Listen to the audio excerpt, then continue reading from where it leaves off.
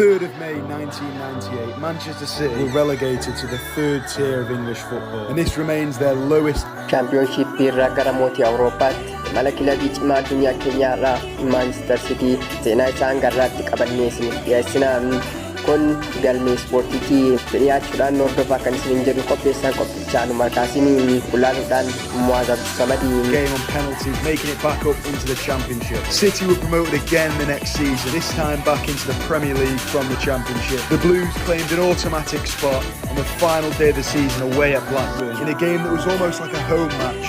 Manchester City kan hundeeffame bara 1880 yoo ta'u hanga bara 2008tti waancaa Premier League lama qofa fudhate. Nama biraan masaanuun isaa Manchester United irra deddeebiidhaan milkeeffachaa tureera.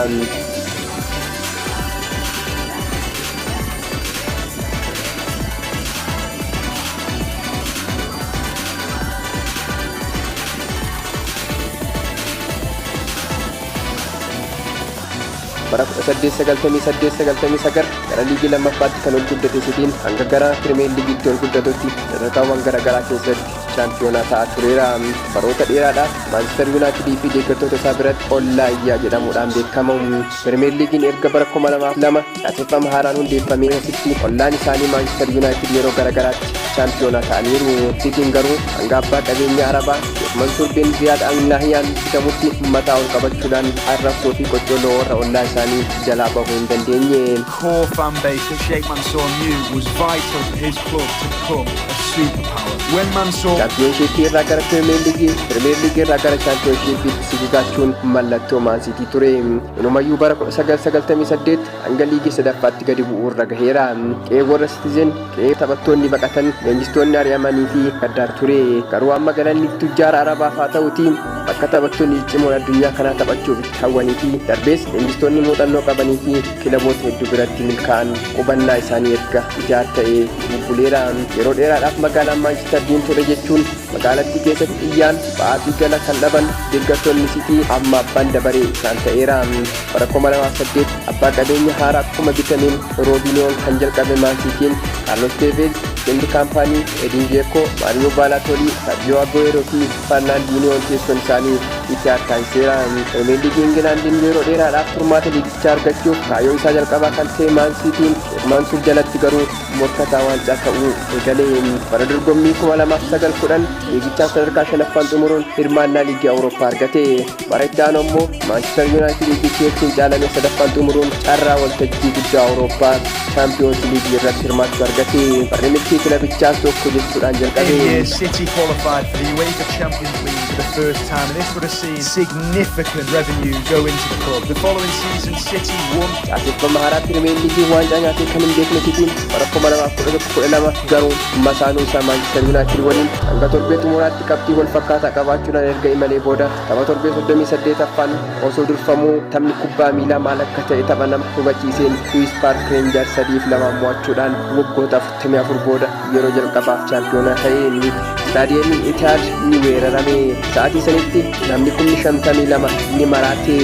Nama dhaabbatee xiinxaluu kan maraate isa ta'uu shakkisiisaa. Boo'ichi biyyeensi fiigichaa fi kana fakkaatan akka waan itti qophaa'ametti kan meedaa keessatti ta'amaa ture.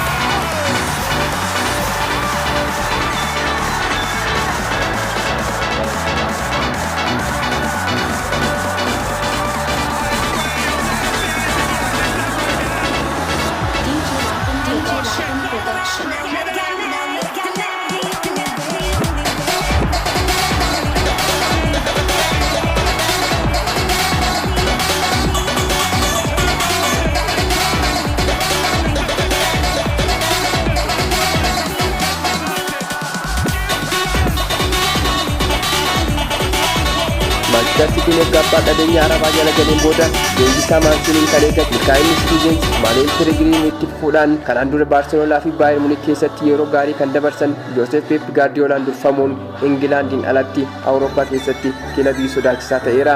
Maansiitiin leenjistoota kanneen sadan jalatti waancawwan Pirimeer Liigii 8 kan argate yommuu ta'u waggoowwan 7 darban keessatti yeroo 6 chaampiyoonaa ta'eera. Some insight into how Manchester City became the superpower they are today and why the investment of Sheikh Mansour. Waggoota kanneen keessatti morkiin kilaboota akka Liverpool, Chelsea, Manchester United, Arsenal fi Tottenham waliin taasisee haala salphaadhaan kan ilaalamu miti. Bara 2021-22 waancawwan 3 fudhachuudhaan seenaa United kanaan dura hojjete kan fooyyesse.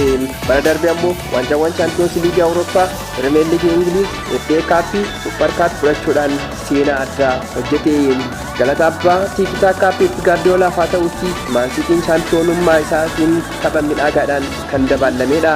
Yeroo ammaa kana kilabichi kaalnaa isaa keessaa Champions League tokko, Super Cup tokko, mo'amtoota tokko, Premier League 9, FA Cup 7, Carabao 8, Community Shield 6, Liigii lammaffaa 7 walumaa galatti waancawwan gosa garagaraa 39 walitti funaannateera. Yeroo ammaa kana Maansiitiin sadarkaa idil addunyaatti tarree kilaboota gurguddoo warra jedhaman keessatti argama.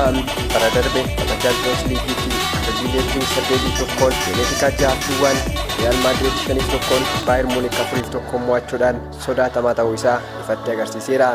Kanaanis waggoota lamaan darbaniin sadarkaa fiifaan kaa'een kilabii cimaa addunyaa jedhamuudhaan filatame.